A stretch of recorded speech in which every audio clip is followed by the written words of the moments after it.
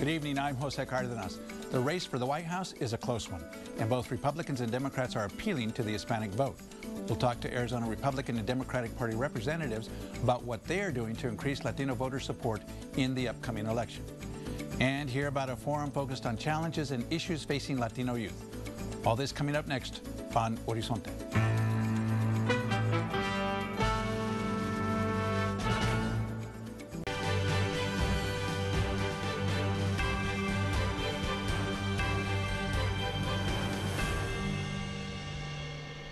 In the race for the White House, a new poll shows President Barack Obama and Mitt Romney are in a dead heat in Arizona. The Rocky Mountain poll released last Saturday shows it's also neck and neck for the U.S. Senate race.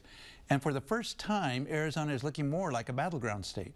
Not only are Latinos the fastest growing voter bloc, but they are especially important in battleground states with large Hispanic populations.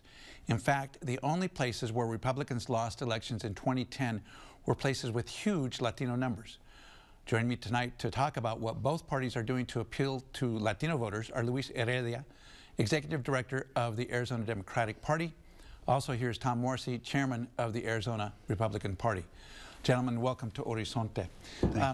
Tom, let's start with that point that we made in the introduction, that the states where Republicans lost in 2010, which was otherwise a good year for Republicans, were the ones that had the largest Latino voters. It seems almost as if that lesson was lost on the Republican Party, at least given the messages that went out during the Republican primary that seemed so anti-immigrant, with the exception, surprisingly, of Newt Gingrich. Well, It's not lost on me. I have been championing a change in the paradigm in the perspective of the party and of the Hispanic community, the Latino community, and that I am trying to really enhance, if you want to say, a feeling or an environment of welcoming to the Latino community, because I believe that there's not 1 degree of separation between the Latino community and what the Republican Party stands on. I do believe that we've been timid as a party to approach the Latino community in a sincere way, and to speak to them in a manner that would be received better than as you say, like in our primaries. I don't believe that it's necessary to draw a contrast or to have a conflict, you know, between the Republican Party and the Latino community. There's no reason for it. There really isn't. But if that's the message, it seems like it's not getting through, and the numbers are even worse than they were in the last election. The most recent numbers, at least in Arizona, 77% for Obama, 10% for Mitt Romney. What's happening? Well, that really is, that depends on who you're speaking about. I don't see it as that dire. In one sense, but in another sense, you know, we have a lot of ground to make up, and I understand that. But I think that, for our perspective, I know what I've been trying to do since I've been chairman is to get a broader sense of communication, and to get our message out to the Latino community. And I want to come back and talk about some of the specific activities, but before I do that, Luis, it does seem like the Republican Party has a huge uphill battle in Arizona and in other places, but the problem, at least from the perspective of those who are relying on the Latino vote, is that the voter turnout is pretty low amongst Latinos. So what are you doing about that? Well, I think it's important that we establish a relationship with voters, and Latino voters are no different than independent or other swing voters. I mean, as a Democratic... Except that the numbers in terms of participation seem to be lower. Yes. I mean, the reason, because I think there is either a lack of information that gets to our voters, and that's why I think it's important that the Democratic Party engage Latino voters at a very early on. I mean, we have a lot of Latino elected officials. We have leadership in the state that takes the positions that are consistent to the values that are important to Latino families. And I think it's really important to expand on that relationship and motivate Latinos to turn out.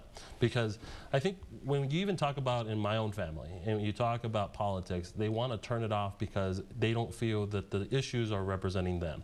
And so you have to re-engage them in ways that why it matters. When you say they don't feel that the issues are representing them, and when Latinos are asked what the top issues are for them, they seem to be, at least the first three, the same as for everybody else, the economy, healthcare, and so forth. Right. And education is certainly one of those top three.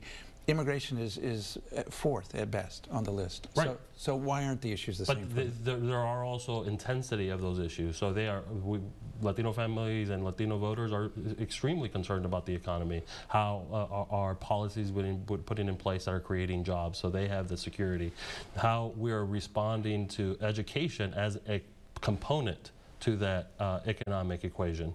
And I think it's connecting the dots. So that's why I think information coming from our candidates and the Democratic Party is extremely important. So there's at least one consultant who's quoted as saying that turnout among Latino voters is going to be 50% higher than it was last time around. Do you think that's an accurate assessment?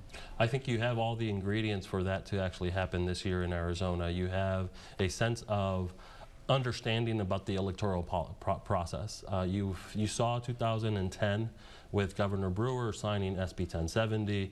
It really took an election cycle to actually settle on how change could occur. You have the election, especially in Maricopa County, with Paul Pinzon running against Sheriff Joe Arpaio, that is really opening the door to the conversation. And I think you will have a lot of elements that will contribute to higher voter turnout. Tom, what specifically are you and your colleagues in the Republican Party doing to reach out to the Latino voter and to try to stem what seems to be a pretty decided tilt to the Democratic Party? Well, I'm encouraging all of our candidates to engage and advertise, participate in the Latino media. And so Spanish language media? Yes.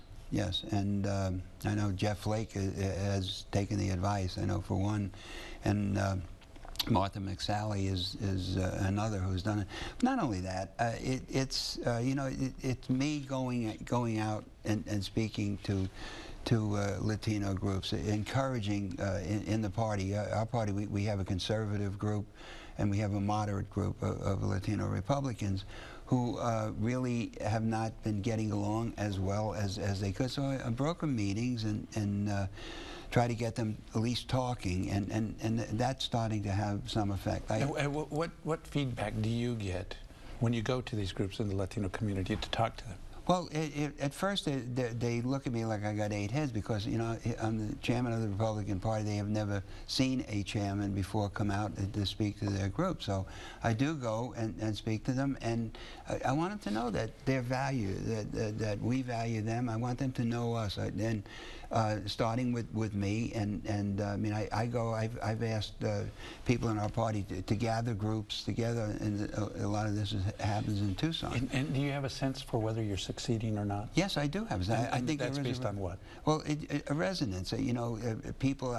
There's feedback. I'm hearing back from some. For instance, I was at a Univision event in Tucson a couple of months ago, and I met several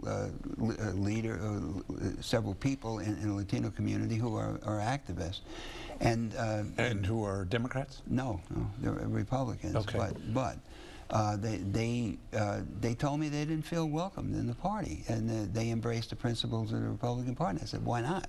I said, we just don't feel welcome.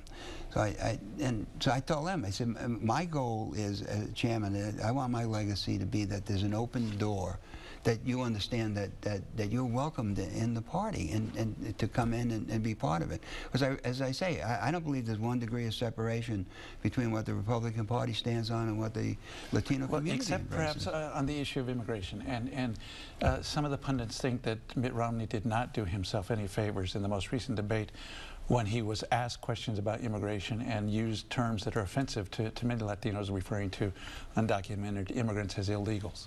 Well, you know, I don't know, and I can't speak to that, but what I will say is this. The immigration problem, the illegal immigration problem, is a problem, is something that is very, very big, it's very complex, it's been going on for many, many years. It's not something that's going to be solved at a debate. It's not going to be solved with a bumper sticker. It's not going to be solved in a 30-second ad. What's got to happen is we have to have people coming from all perspectives, all sides of the argument, if you want to call it that, or from the discussion. Bring everybody together in one place, get all ideas on the table, and somehow begin to work out this very complex problem. You know, it's very easy to point fingers and to say, well, so-and-so said this and that, and this wasn't productive. And I understand that. And you know, I grew up in a multicultural neighborhood in Brooklyn, New York. Three of my grandchildren are half Mexican. My late brother-in-law was a Puerto Rican. I come at it from a little different perspective, you know, and I understand that it's not about speaking Spanish. You got to understand the culture, and I think that this is what needs to be espoused in the party. This is what's got to be developed in the party. But we have to bring all sides to the table, all sides, to begin the solution. Luis, let me ask you this: in that same debate, Mitt Romney did seem to score some points by pointing out that President Obama had made some commitments to the Hispanic community about the priority that he placed on immigration reform, and that it would be something he would do in his first year as president, and then he didn't. The Latino community, up until the most recent action taken by the president or his administration with respect to young arrivals and deferred action, had been pretty critical of the president for not keeping his promise, at least that's the way they saw it. So is it possible that a Republican president, kind of like Nixon going to China, would have more success in implementing immigration reform? I don't think so. I mean, you have a current Republican Party that has abandoned the issue of compromise in an issue like immigration. I mean, you've had Mitt Romney. If that's the case, though, what success is President Obama going to have? Well, I think you have the political will to actually enact comprehensive. He has always stood on comprehensive immigration reform, but he also understands that politics needs to come to play, and we need Republicans to also, I mean, you had John McCain fail this state and the country, and we wouldn't have had 1070 because John McCain was running for president. He walked away from immigration reform, and he walked away because he could not face the current Republican Party and how they're advancing. They're just non-issue with how they want to deal with immigration, and this has set the whole country back, and that's why the Republican Party will pay a price. And it's because of leadership, even in our own state. The reason why I believe we finally have the conversation with Latinos is because Jan Brewer does not, though the outreach could happen, the policy set in place, like people like Jan Brewer, of saying that she will deny driver's license to dreamers in this state is offensive. And it really sets our state backwards instead of actually engaging the president on solving some sort of immigration reform that will benefit the country. And those are the type of policies that I think are creating the relationship. Now we still have to make President Obama the best president as possible, and that includes passing immigration reform. And it's up to us within the Latino community to engage this president and our party to take action. Tom, how do you respond to Luis's point? Can I respond to that? Exactly. Yeah. It's particularly at the top of the ticket here, really. I mean, she's not running for election, but she is the head of the Republican Party in terms of the highest office she holds. That Jan Brewer is damaging your efforts to woo voters in the Latino community? Well, I don't see that she is damaging our. You know, we're a nation of laws, and unless we have laws, then nobody is safe. We don't have a country, so we have to abide by the laws. But as so on that point, some people, immigration specialists, say that these children who will have deferred action will have the lawful presence required to get driver's license, and that's consistent with Arizona law, and the governor says she's not going to let that happen. Well, the thing, you know, if I can take a step back, President Obama had total control of the legislature of the government for 2 years, and he did nothing, absolutely nothing to really mitigate this problem. And Now, 4 or 5 months before an election, he comes up with, you know, with his dream. He didn't do any favors. He's exploiting this issue, and the fact is, it's going to lead. This is a 2-year program. It doesn't solve anything. Now, Jan Brewer, the governor, is abiding by the laws, and she stands. As I say, this is a complex problem. I understand that. I don't have a solution sitting here, but I do know that we have to have, it has to be addressed from all sides of this issue. And I know it's a sensitive issue to the Latino community. It's a sensitive issue to all of us. So Tom,